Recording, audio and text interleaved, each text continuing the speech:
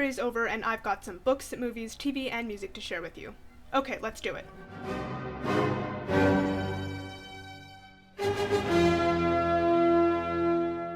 I finished the Percy Jackson series this month with The Last Olympian. I feel like I can't even say anything new about this series. I love it to death. These characters and this world and this story is a classic by now, and it's one I will never get tired of. The Last Olympian is, and always has been, a great finale to this original series, while also setting up the next series, which I can't wait to reread later on. 5 stars. I decided to take a break between PJO and Heroes of Olympus, so I picked up Breaking Case of Emergency by Brian Francis. This is one of the official nominees of the White Pine Award, which is a section of the Canadian Forest of Reading program. The Forest of Reading was a big part of my life when I was younger, so I thought I would check out some of this year's nominees. Breaking Case of Emergency is set in the early 90s and follows a teenage girl named Toby whose mother took her own life when she was very young. As a result, she's grown up with her grandparents, seeing as her father isn't around. Toby is thinking of following in her mother's footsteps when her father suddenly shows up again. It sounded like an interesting enough premise, but it fell really flat for me, mostly because I didn't care about any of these characters. I had a hard time connecting with anyone, and the thing I picked this up for, the relationship between Toby and her father, took a backseat to some of the other stuff, which is understandable, but it just wasn't what I was looking for. Also, there was rampant homophobia in this, which, realistic, yeah, maybe, but I was pretty uncomfortable by it. Overall, I didn't have a great time. 2 stars.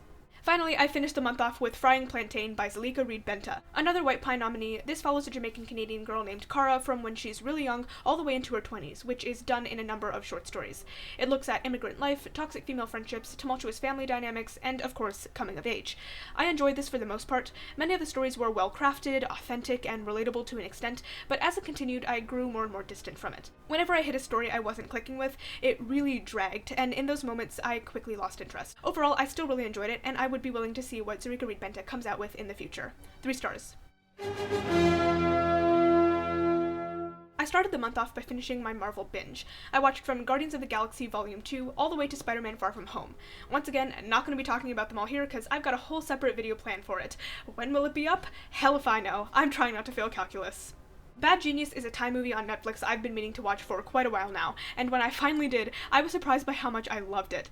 This movie follows a top student who gets pulled into a cheating scheme by some of her best friends, but she quickly evolves into the mastermind of a fully blown cheating ring. It's high stakes, high rewards, and it's great. It's dramatic, smartly written, and so anxiety-inducing I was physically uncomfortable with my heart beating out of my chest for a lot of it. It touches on stuff like class differences, privilege, and competition, but for the most part it's a wild, albeit slightly outlandish, but still strangely believable ride. It's not perfect, a lot of the English acting is not the best, but there's not too much of it, and all of the main Thai actors are great. It's just so much fun. It has the vibes of a crime or heist film with the accessibility of teenage protagonists. I highly recommend it. 4.5 stars. The gentleman follows the owner of a marijuana empire selling his business and all the hijinks that come with that. I like big stories like this that follow a large number of characters in different locations and different timelines, and this was that for the most part. The first, 20 minutes of it were kind of rocky, kind of confusing to me, but it eventually finds its footing. I got really drawn into it halfway through, which is just a little bit too late for me, but when I was invested, I was invested. It's snappy, it's snazzy, it's dark but also hilarious at times. Charlie Hunnam has a great sweater, Henry Golding is hot, and Hugh Grant really wants a piece of Charlie Hunnam. 3.5 stars. No Country for Old Men was an interesting ride. It's good. Really good. I don't even know what to say about it that would be fresh and original. Writing, directing, and cinematography are all fantastic, performances are stellar, I am terrified of Javier Bardem and his Lord Farquaad haircut, the silence throughout adds to the unsettling nature very well, and there's some really interesting themes to explore. 4 stars. Easy A is a gem of a movie that I will never not love. It's iconic. I think I was a little older than most people were when they watched this for the first time, yet I still love it to death just like everyone else. Emma Stone owns this movie. She's funny, snarky, and real. Honestly, she should have won an Oscar for this too.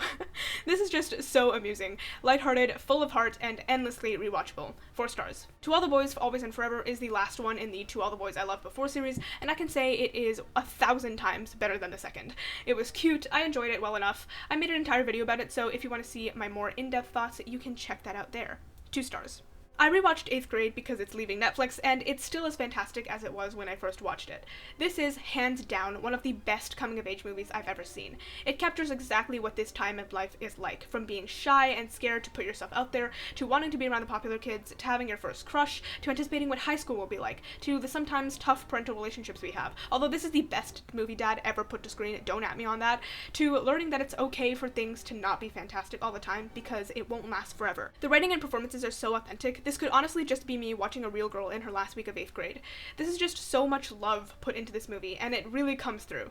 I don't know if I could ever voice just how much I love this movie. Please watch it if you haven't already. 5 stars. The same night I watched 8th grade, I also watched Lady Bird because I wanted more coming-of-age perfection, and that is exactly what Lady Bird is. Perfection. Just like 8th grade does a fantastic job capturing what 8th grade is like, Lady Bird perfectly captures the age of 17. School, friends, wanting to be cool, first relationships, turbulent moments with family, post-secondary education, it's all there.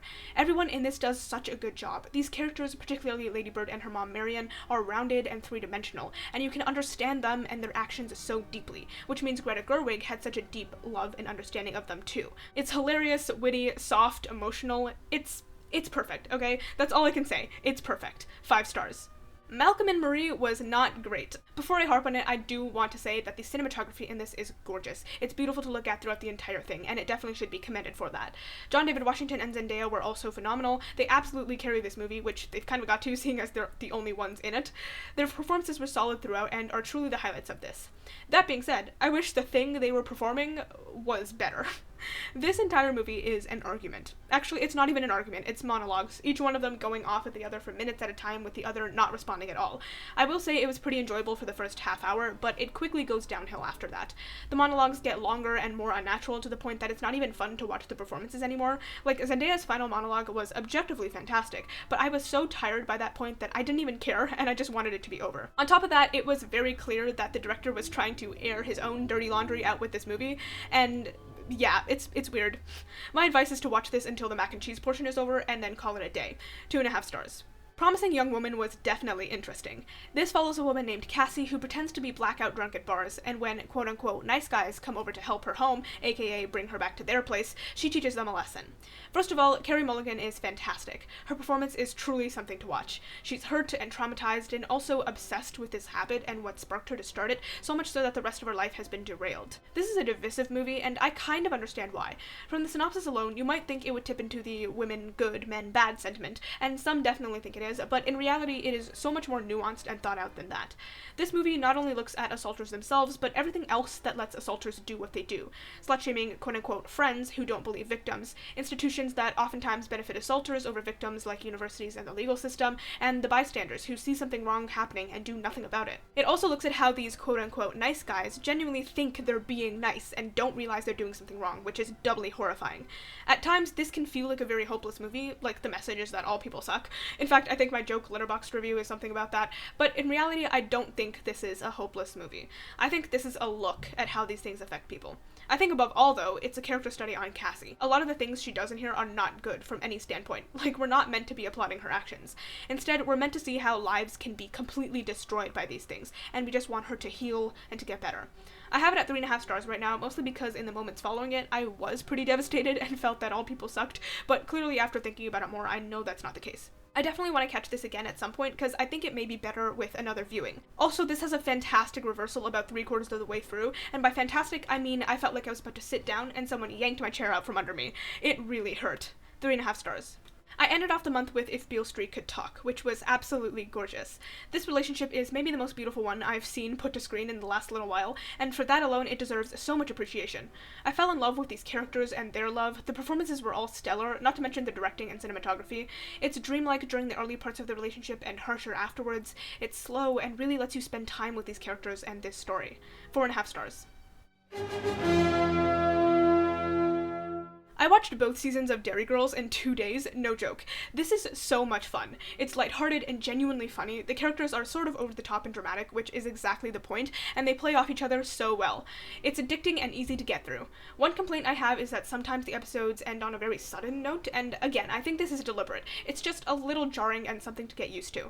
I'm excited for the next season. Also, James deserves all the love in the world because he's an English rose among thorns? Yeah, I can see why you might want to remain anonymous, alright. He needs to be protected at all costs. Both seasons get 3.5 stars. Lupin is a French heist show on Netflix, which I was immediately drawn to because A, it's in French and I love French, and B, it's about heists and I love heists. It seemed right up my alley, and for the most part I really enjoyed it. It's got a good heist and a fun mystery at the center of it. I think I was a little bit misled because I thought the entire show would be leading up to one big heist, when in reality the heist is over in like the first episode, and the majority of the rest of the show is spent on the main character trying to find out what the other big mystery surrounding his father is. And while I did enjoy that aspect, I was a little bit disappointed because I thought we were going to get a lot of heist. Overall, it's still fun, and I recommend it if you're into heists and crime shows. Just go into it knowing that it doesn't fully hinge on that. 3 stars. And finally, I watched a bunch of Arrested Development. This show is so much fun. I love stories about dysfunctional families. It's part of the reason I love The Umbrella Academy so much, and Arrested Development delivers on that. It's got a great cast of characters with a myriad of great plots and hijinks. The writing is super smart too. The humor is quick, witty, and pun-heavy, which I really appreciate. You'd think that a lighter sitcom like this would be perfect for putting on in the background while you do other things, but Arrested Development does not work like that, at least not for me. I've tried to put this on in the background while I researched for another video, and I just could not keep up with the story or the jokes because of how subtle they were. While I love lower effort viewing experiences as much as the next person, I think Arrested Development is kind of refreshing in that way. I do have some complaints, more for season 1. I don't know if it's because I was binging it, but a lot of the conflict in season 1 happens to hinge around misunderstandings, which I'm fine with, but the frequency at which it's used in the first season especially was a little much. It's a small complaint to have, and they do diversify the conflict later on. Overall, I'm having a lot of fun, and I can't wait to continue. Season 1 gets 3 stars, season 2 gets 3.5. I listened to Harry Styles' Fine Line for the first time this month. I know, I'm late to the party, but I'm here now, and I'm here to stay. I really enjoyed this. It has both an upbeat and grungy sound, and was easy listening. I don't know if I'm explaining this right, but it was so easy and accessible to listen to, especially when I was doing homework or something. It wasn't distracting, just smooth. I don't really have anything else to say. I think it's a great album. My favorites are Golden, Watermelon Sugar, Adore You, She, and Fine Line. My other big music thing this month was a playlist of my own creation, my Serotonin playlist. This is just a playlist with a bunch of cute, fun, happy-go-lucky songs that bring me unbelievable joy. And honestly, this has been my holy grail for the majority of this month. I mentioned earlier that I'm in Calculus this quad, and I'm also in English, which coincidentally are the only 2 courses I need to be able to graduate and get into my uni programs of choice. Calculus is kicking my ass right now. I am not thriving, and apparently we're still in the easy part of the course, so I don't even want to think about how bad it's going to get later on. English, on the other hand, I usually love, and I'm having fun, but maybe it's the combination of the calculus pain and my crippling senioritis that's making it not as enjoyable as it usually is, or maybe I finally found the course that I really prefer in person. Whatever the case, my tranquility has needed refurbishing a lot this month, so enter Serotonin playlist. These songs have stopped me from crying and throwing my calculus notes across the room, which may seem like the bare minimum, but honestly, the bar is in hell and I'm resting right below it. Am I being dramatic? Absolutely. Long story short, I'm happy I made this playlist. I'm not going to rate my own playlist of songs other people have made because I'm not that much of a narcissist, so instead I'll leave the music I talked about linked below. And there you have it. Those were the books, movies, TV, and music I got to this month. If you liked this video, please give it a thumbs up. Comment down below what you loved this month. If you like this sort of stuff and you want to see more of it from me, hit that subscribe button because I make new videos every Friday. Also, I'm on platforms, so if you want to follow me on Instagram, Twitter, Goodreads, and Letterboxd, those links will be in the description below. As always, thank you so much for watching, and I will see you in my next video.